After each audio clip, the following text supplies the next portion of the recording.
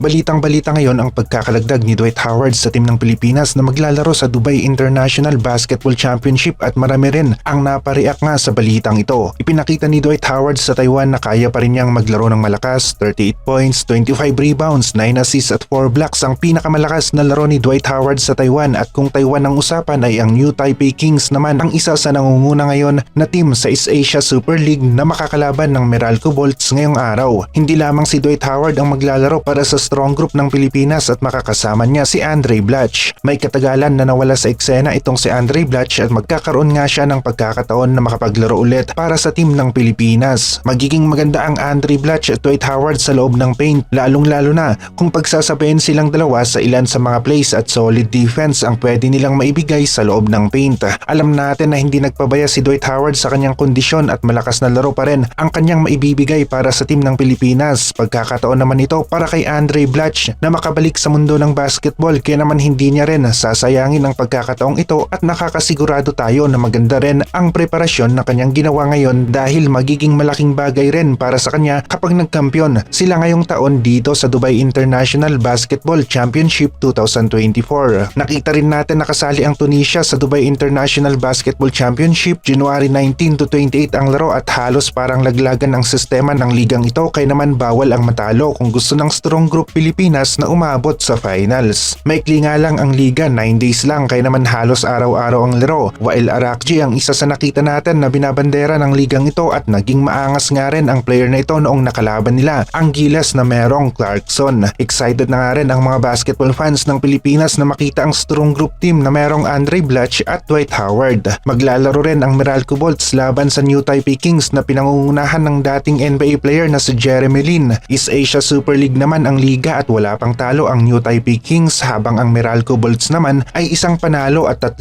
talo. Home court ng Meralco Bolts at magkakaroon sila ng konting advantage sa crowd. Sikat rin na player itong si Jeremy Lin sa mga Asian basketball fans at kilala nga rin siya ng karamihan ng mga Pinoy basketball fans. Pwedeng maging 2-3 ang record ng Bolts at pwede rin naman na maging 1-4 pagkatapos ng kanilang laro laban sa team ng New Taipei Kings.